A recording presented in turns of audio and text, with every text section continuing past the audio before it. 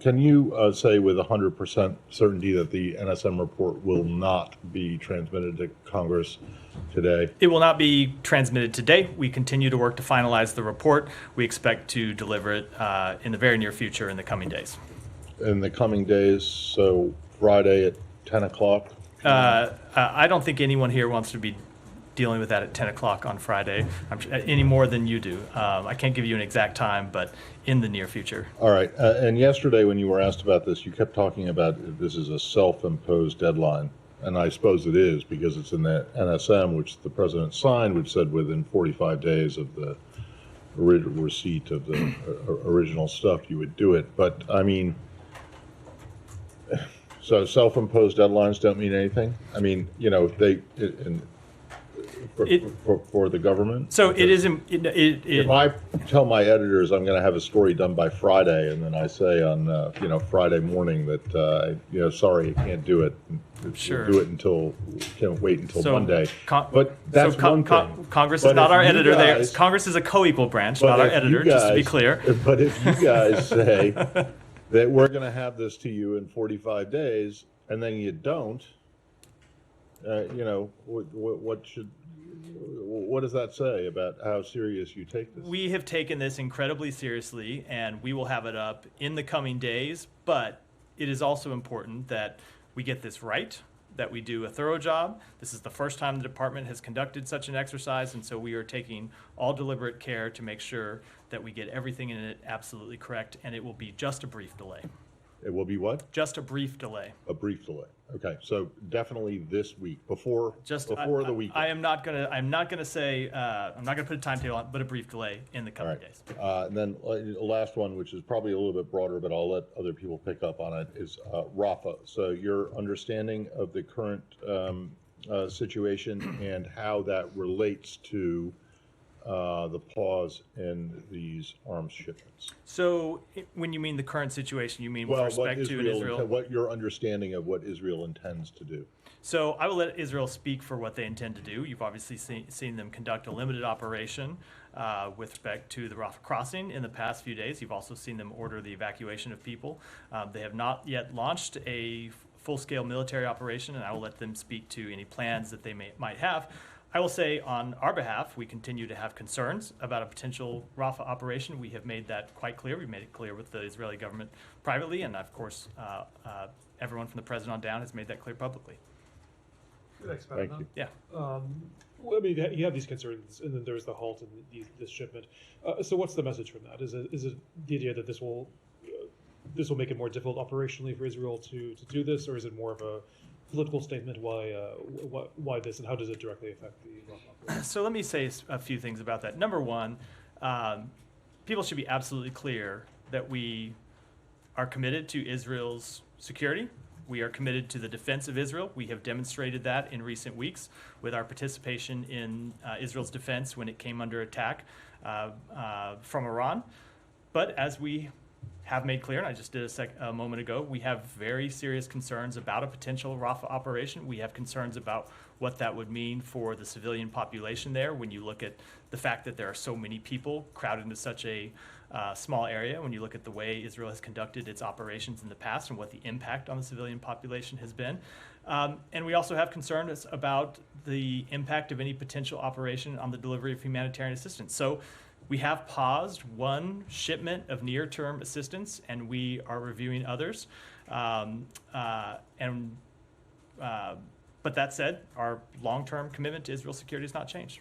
Sure. I mean, expanding on that, I mean, if I understand right, it's a pause. It's not that this has been completely ended. I mean, it's a halt in the shipment of these. I mean, is there a timeline for when that?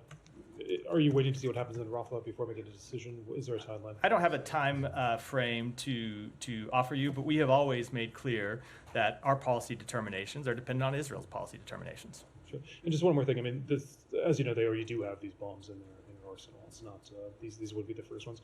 Is there a message to communicate to the Israelis that they should not be using these weapons in Rafah or elsewhere? I'm not going to speak to anything beyond the current pause of assistance. The one shipment that we have currently paused in the review of others. I'm not going to speak to any further long-term implications. I think the most important long-term implication is the one I said, which is that we do remain committed to Israel's security. We remain committed to Israel's defense.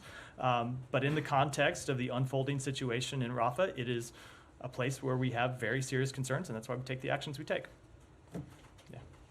Just to follow up on that, what exactly are you asking Israel to do in order for this pause to be lifted? I am not going to get into our internal conversations with the government of Israel. I will say, however, we have been pretty clear about what we want to see when it comes to an operation in Rafah, and that's what we don't want to see one go forward.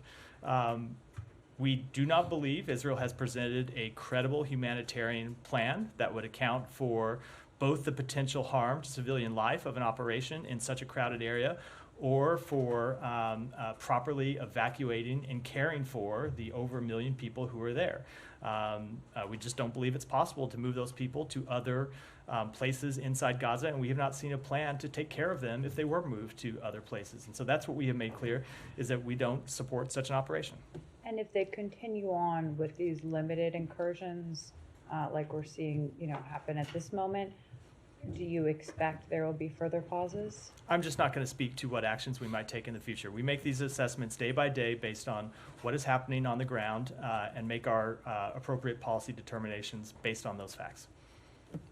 Just to dive in a bit, you mentioned looking at the way Israel has conducted operations in the past, that is weighing on this decision to pause now. So what is it in the way Israel has been operating in Gaza that means you don't think it's right to provide 2,000-pound bombs? So what I was referring to when I said we don't want to see an operation go forward in Rafah because of the impact that we have seen in previous parts of the campaign is go back to something the Secretary has said a number of times when he's been in the region, and that is intent is one thing, results are another.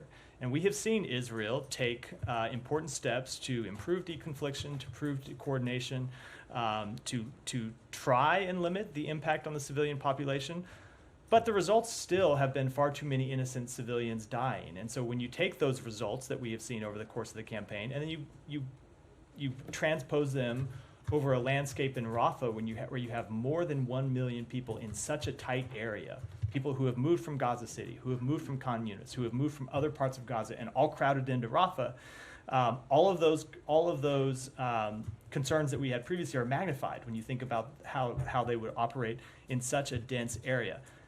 There's also an additional concern that we've made clear, which is that the Rafah area is the center for the distribution of humanitarian assistance, most of the distribution of humanitarian assistance in Gaza, both because that's where the civilian population is, because that's where they've moved, and also because that's where the two principal crossings that have been open for months now also exist. And so there is no way to replace the delivery of humanitarian assistance through Rafah and Kerem Shalom, and then the network that has been set up inside Gaza, headquartered in Rafah, that would be severely disrupted, severely jeopardized by kinetic action.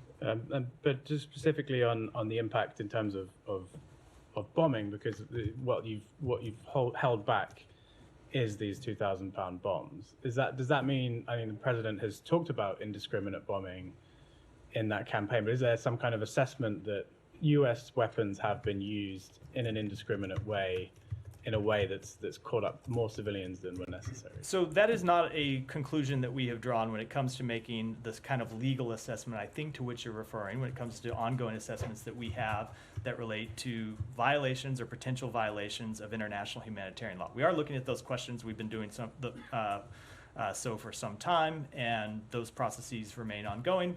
The NSM, of course, will interact with these questions in some very real ways. But that said, even aside from those questions of compliance with international humanitarian law, when you see the results of the campaign to date, you've seen too many Palestinians die. And so when you look at those results, and you, as I said a minute ago, and you try to imagine a repeat of such a campaign in an even more dense area than where Israel has operated to date, that's why we have such great concerns. Right. I guess I'm just trying to understand how, in the conflict up till now, you haven't made that conclusion, but you're able to say for Rafah, this is just beyond what we're willing to see our bombs. We have been clear for some time that the results were not acceptable. You've heard the Secretary speak to this a number of times when he's been in the region. I think it was on a trip last December when he talked about steps that they briefed us on that they were taking to improve civilian protections. And he said, look, the intent seems to be there, but we're going to judge them on the results.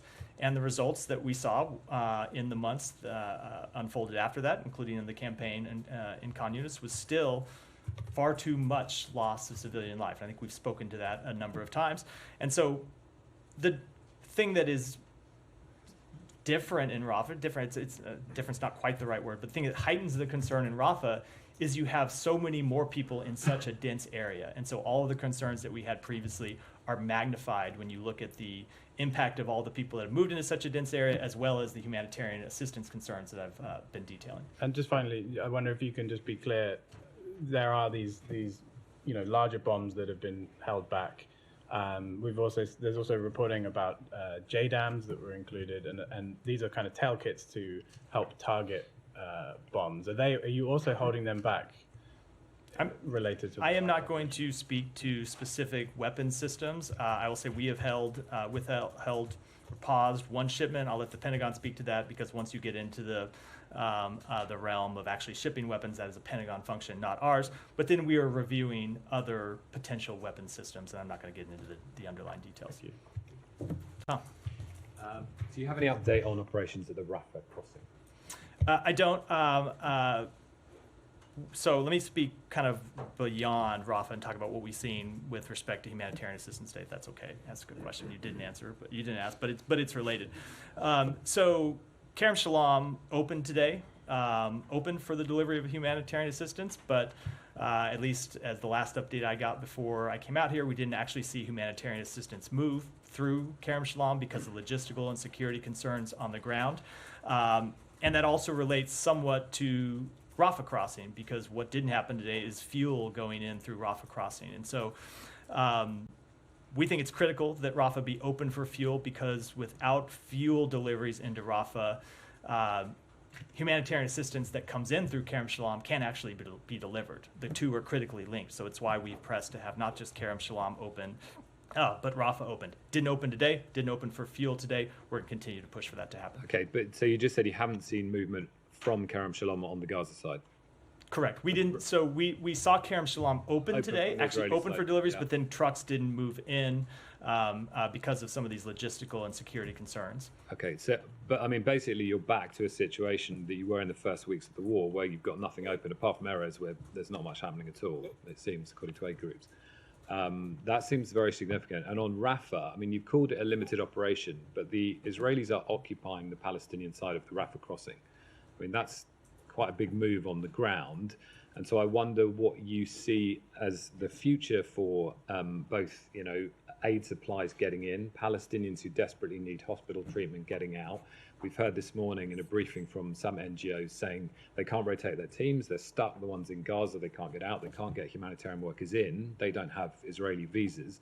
So this is now potentially a very big problem. And it was a signature achievement of the president after a couple of weeks. He said, or you've been saying, to get Rafah open, you're now all the way back 7 months of what you had then. So let me speak to the first one, and then I'll come back and address the second. And if I've forgotten to address some of the aspects of it, I would appreciate a follow-up. So when it comes to the level of humanitarian assistance, the results as they are today are just unacceptable. There's no other way to put it. Something that the president made clear on the call that he had with Prime Minister Netanyahu on April 4th is that there needed to be a dramatic change in the delivery of humanitarian assistance into Gaza. And in the wake of that phone call, we saw Israel take steps to improve the delivery of humanitarian assistance. One of those was the opening of Erez Crossing, which does remain open. One of them was the opening of Ashdod for deliveries through Ashdod that would then go in through Erez, and there are other steps as well that we've detailed a number of times in this briefing. When the secretary was in the region last week, one of the messages you heard him deliver over and over and over is that it was critical not just that the increase in humanitarian assistance continue, but that it be sustained. That the dips in delivery of humanitarian assistance that we have seen at previous stages of this conflict could not be repeated, that those dips would be unacceptable. Now, this week we have seen a fairly dramatic dip in the increase of humanitarian assistance. And so we are making quite clear to the government of Israel that we need to see those decreases reversed. We need to get back to where we were, and we need to see the levels continue to increase and see those sustained, and that is why we need to see Kerem Shalom and Rafah opened. To Rafah specifically, on your question about Rafah. Rafah is absolutely critical for the delivery of, as I said, fuel into Gaza. There's a fuel depot that exists right at the Rafah terminal, I think on the Gaza side of the crossing. And it has also been the primary entry and exit point, as you said in your question, for humanitarian aid workers to get in and out of Gaza and do the important work that they need to do, that we want them to continue to do. So it's absolutely critical that that crossing open, that it remain open, and we're going to continue to press for that. I think I may have left out one aspect of the question. Sure, I mean, so, how sustainable is it to have Israeli control on the Palestinian side at Rafah crossing? Yeah. With all of the problems that potentially brings, what's your, first of all, assessment to how feasible and sustainable that is, and do you have an alternative policy you're going to put to the Israelis on? So I don't have an assessment to offer of the short or long-term sustainability. I will say our position on what ought to happen to Rafah crossing and control of the Rafah side of the crossing has been quite clear for some time, and that's that we want the Palestinian Authority united in Gaza and the West Bank to ultimately assume governance in the West Bank. That's where we want to get to, and of course that would include governance of the Rafah crossing, because they would be the controlling government authority. Now, what happens in the time between now and then ultimately is a question for Israel. Israel has seized that crossing, and Israel is in control of it now.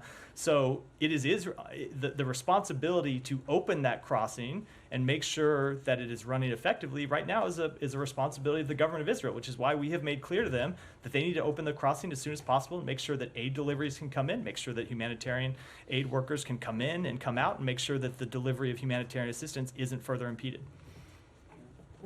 Sorry. Thank you. Just to follow up on what Tom and Matt raised. On Rafah, let me ask you a straightforward question. You think the incursion happened with U.S. okay or with total defiance? I'm talking about the Israeli of the United States position. It did not happen with our approval. It did not happen with your approval? No. Okay. All right. So let me ask you about this then. I mean, you mentioned that aid workers can only go through Rafah. Would the United States ask Israel to allow aid workers to go through the other points of entry? So I don't want to get into what steps we might take, what further steps we might take. The first priority is to get Rafah open. Right. Period. And then we'll take other questions day by day. Okay. So do you expect that the Rafah crossing will be open anytime soon? One of the lessons I have learned Okay. in the course of this conflict over the past 7 months is not to make predictions about what's going to happen on the ground, especially when it pertains to these crossings. I will just say that we have made clear that we want to see it open, and we'll continue to push for that. On the NSM 20 issue, Tim Reiser, who basically wrote the Leahy statute way back, said that Israel has violated the Leahy law consistently, always.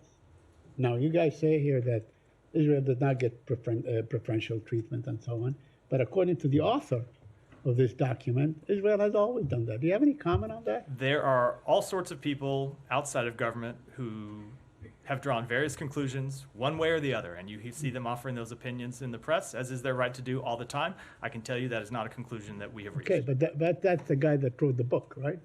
He is, and and I will just tell you, on behalf of the United States government, we have not reached that conclusion. Let me ask you about something the president said yesterday.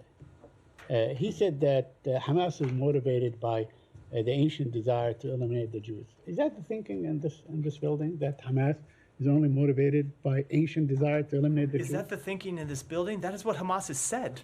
Hamas has come out and publicly said that they want to eliminate. Hold on. Contextually, that is wrong, Matt, because Hamas came into being in 1987 in the midst of an intifada against the occupation, responding to a brutal Israeli attack on Gaza. So when we say ancient desires, I mean that. I think you are ignoring the repeated over years and years of anti-Semitic statements by Hamas saying that they are committed to the destruction of the state of Israel and committed to the death of the Israeli people. I don't think that's a very controversial statement. That is well documented. Hold on. Let me finish. Hamas has been quite clear what their goals are when it comes to the Israeli people, and that is the total elimination of the Israeli people. We have seen them say they wanted to repeat the attacks of October 7th again and again and again. Right. So yes, the president was absolutely right in his He was comments. absolutely right that they are motivated by Asian desires. That is what they have made that clear a number of times. Thank you. Thank you, Matt. There is reports that Israel is using white phosphorus in Rafah. Do you have any, information? I have on not that? seen those reports. I'm happy to look Will into you it. take it? Will you look Yeah, into that's it? what I said. I'll take it and Okay. look into it. And yesterday you said that this operation is limited, and you're still hoping that Israel is not going to go with the bigger operation. But what difference does it make when they evacuate 100,000? And yesterday there is videos of them attacking tents that has refugees, including kids. I think there's like tens of kids who were being killed yesterday.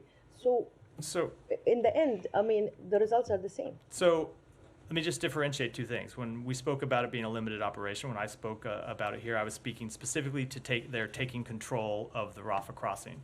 When it comes to the evacuation of 100,000 people, we made clear that we don't want to see that happen. We don't think that there is sufficient place for those people to go. We think that an evacuation order of 100,000 people will actually lead to more people moving and going to places where there is not sufficient care for them. So no, that is not something we support. Okay. And finally, what message does the State Department send to people who really truly believe in the respect of international law, of the Geneva Convention?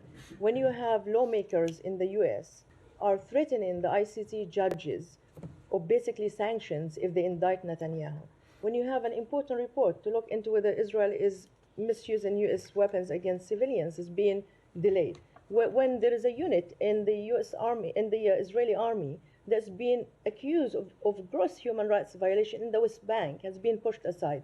So, and also there is a statistic, 56% of the Democrats, which is the party of the secretary and the president, saying they believe that Israel committed genocide. So what message would you send to the equally people who believe in democracy and rogue state who just trample all over these principles? So a number of things there. Number one, we don't make our decisions based on polls. We make our decisions based on the facts, and that's what we will continue to do to make decisions in the best interests of the American people.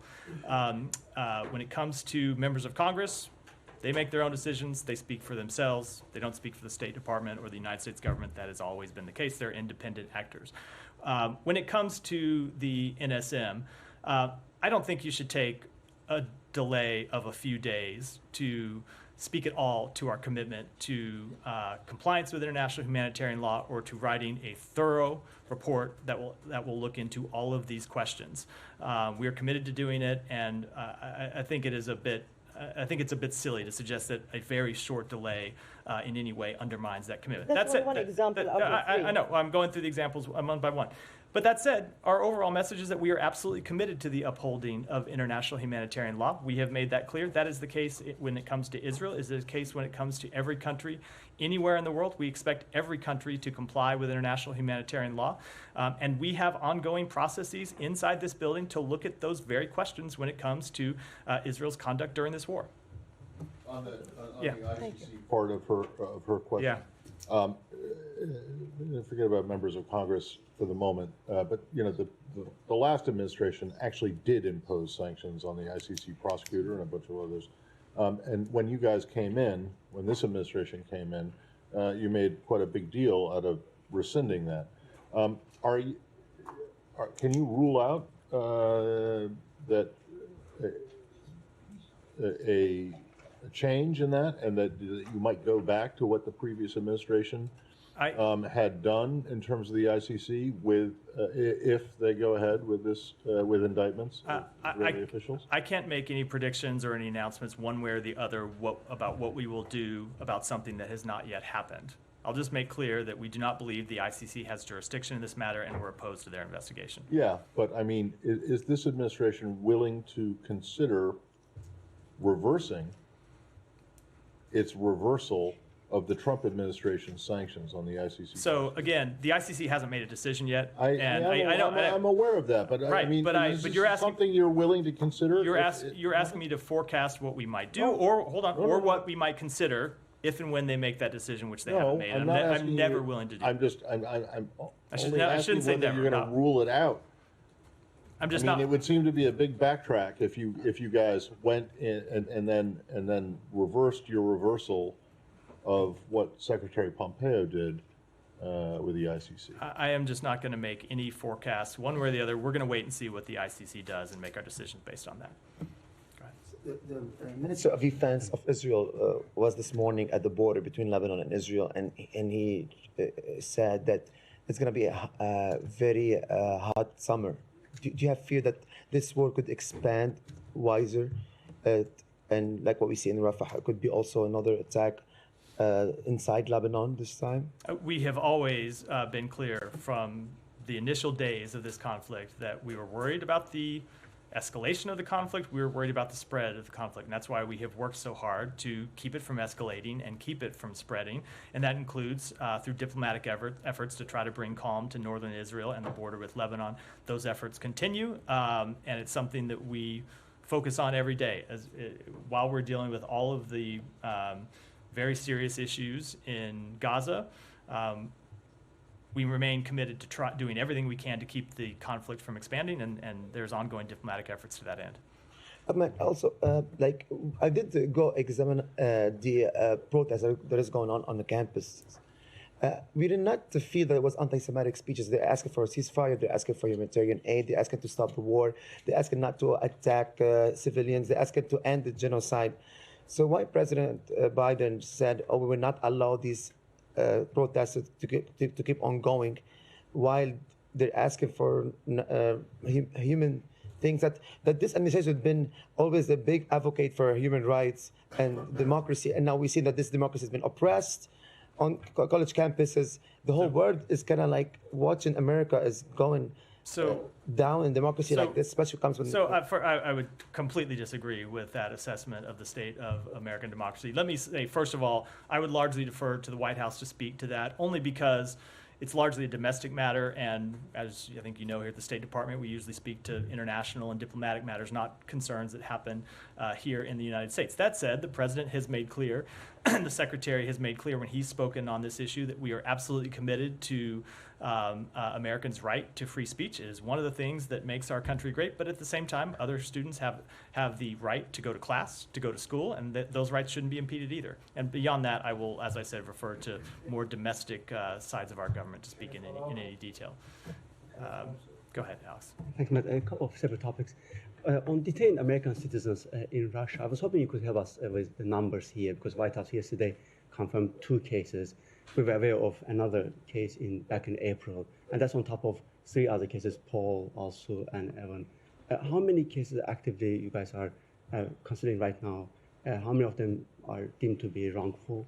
And you're seeking actively access to them? Let me go back and get you a kind of full accounting for that. There are obviously the 2 cases that we have announced as wrongfully detained, Paul Whelan and Evan Gershkovich. There are other Americans who are detained, people whose release that we have called for. And then there are other Americans who have been detained for any number of various alleged issues, and those are sometimes in a slightly different category. So I don't want to be misleading. Let me take it back and get you an actual answer. What's your sense of why this is increasing these days? Are they seeking some prisoner swap? That's why they are. So we have been quite clear that Russia has detained Americans for not legitimate law enforcement reasons, but because it wants to hold them essentially as hostage and trade them for potential prisoners. It's one of the reasons, if you look at the D indicators on our travel warning, it is one of the reasons why we have been so crystal clear that Americans should not, for any reason, travel to Russia,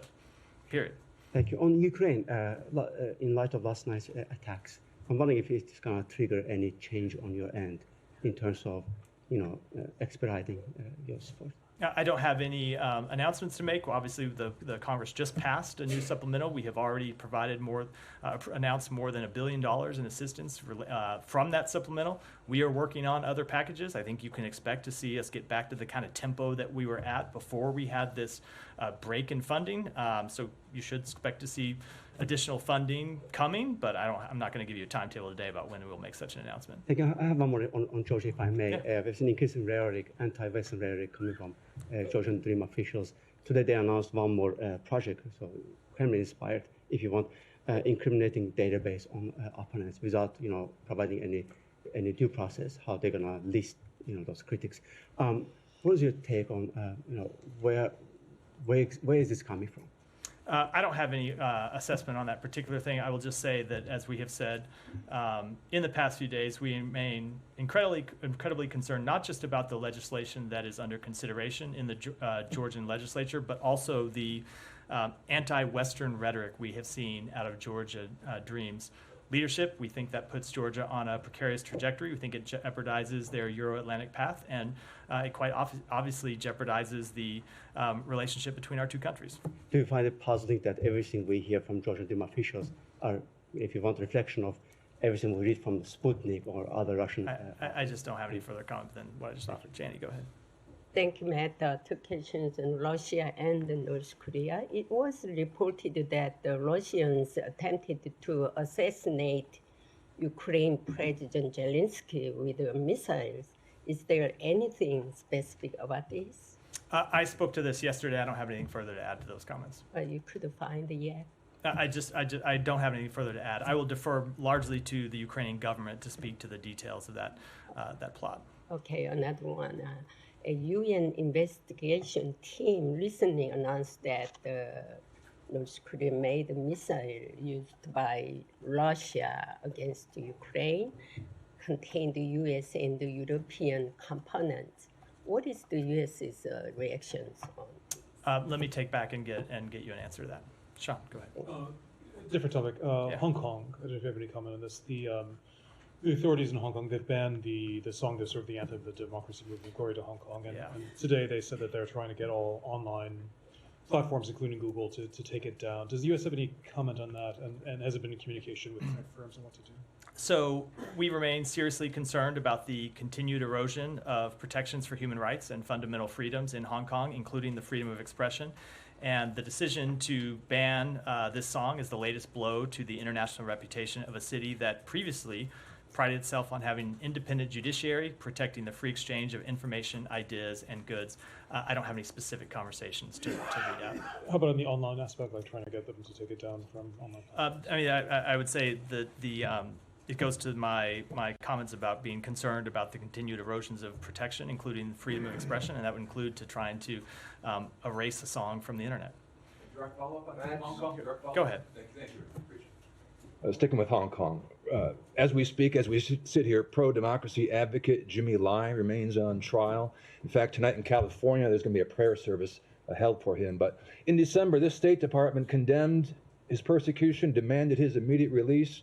It's now May. We're 72 days into his trial, I believe.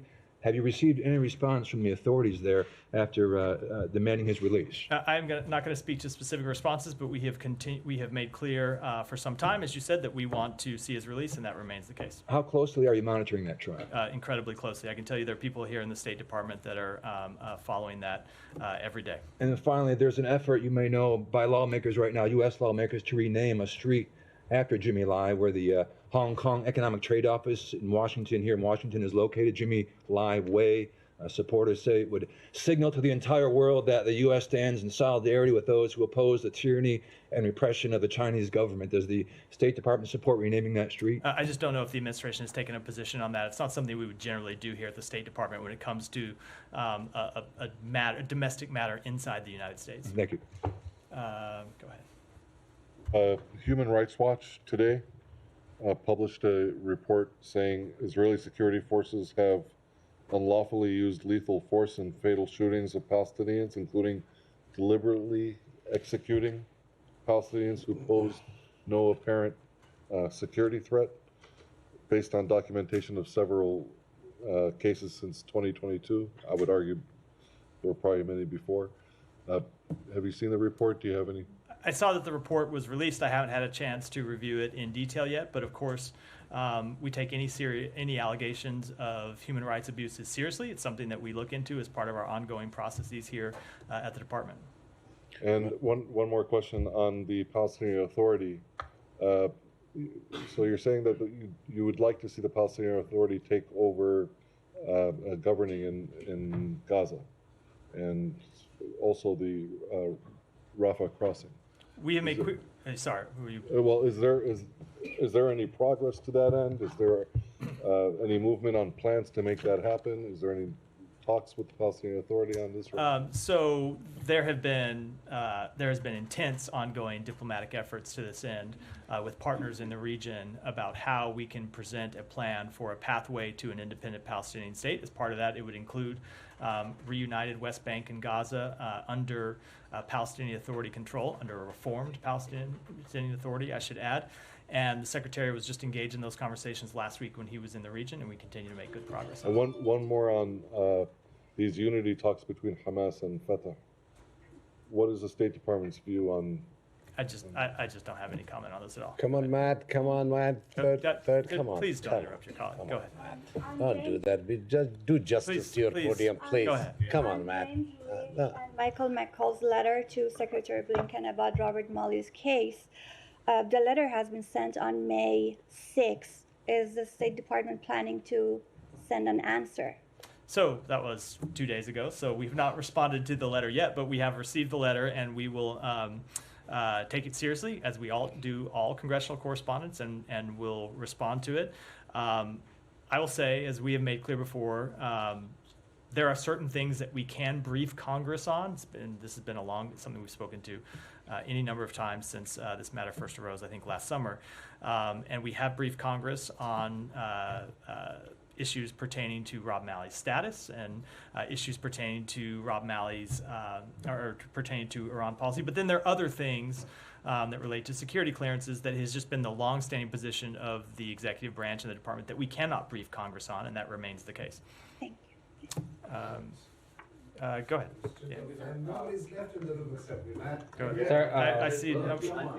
So few media analysts and experts in few media. Can I just ask my question, please? Thank you.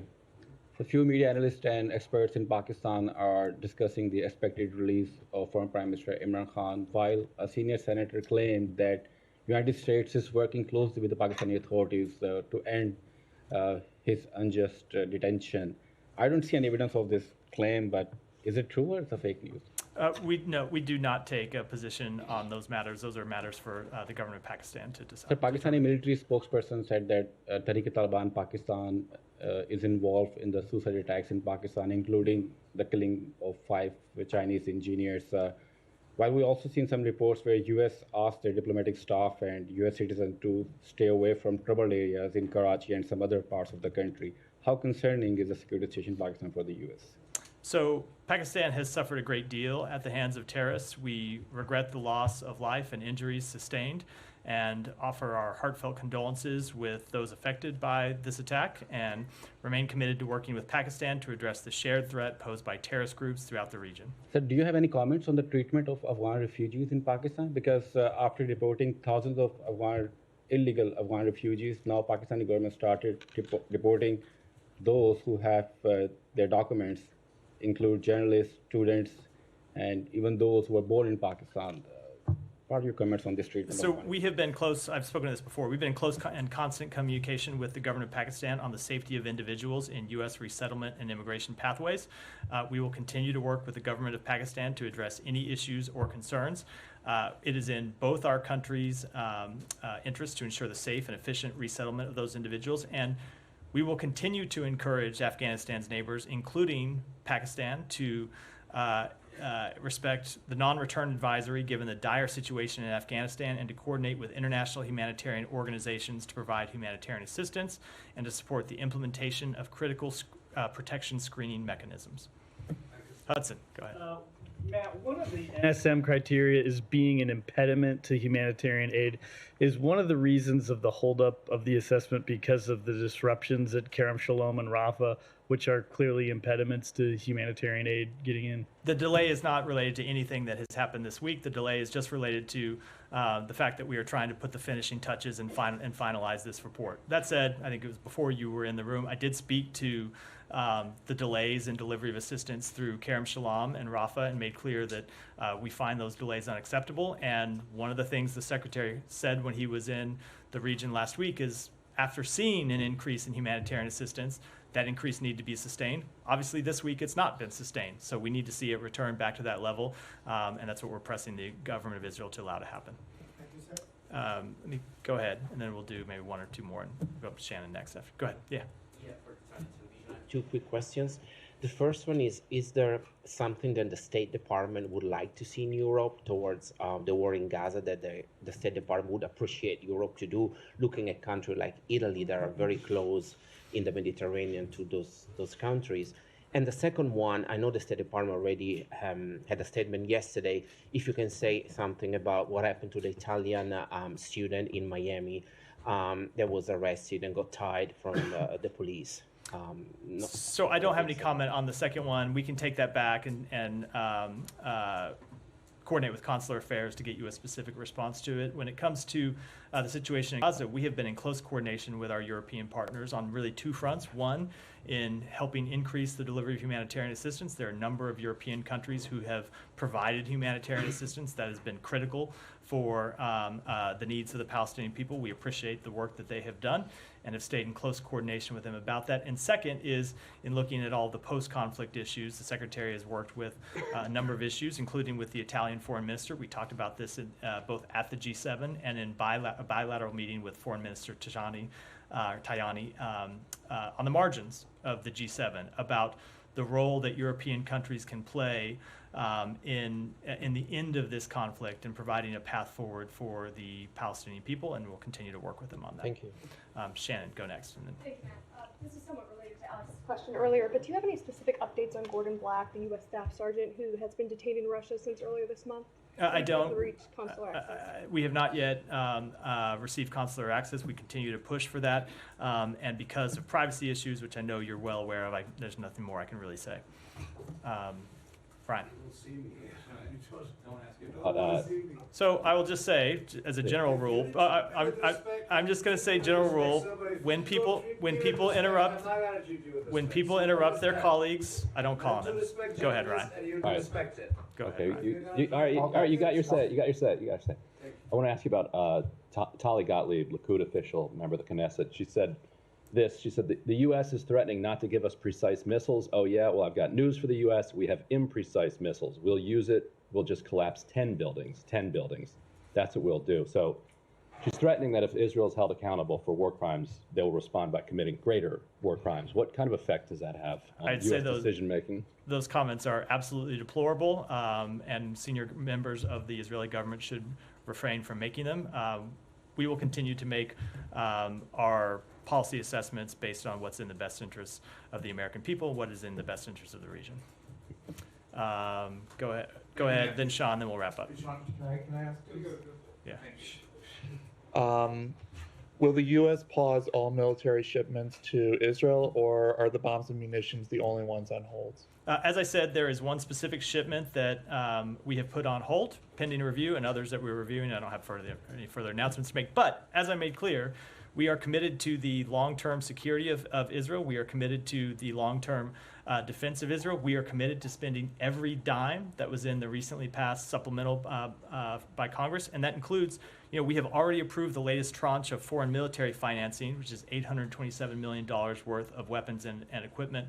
So I don't think people should make a mistake a review that we have taken with respect to some short-term assistance with our long-term commitment to Israel's security. And then lastly, is the administration concerned that Republicans in the Senate could place holds on nominees, like for state, until the hold is of munitions and bombs for Israel is lifted? The GOP has done this practice in trying to get the administration to reverse certain policies. Yeah, we have seen members of Congress put holds on our nominees for a number of reasons unrelated to those nominees' specific qualifications or the jobs for which they have been nominated.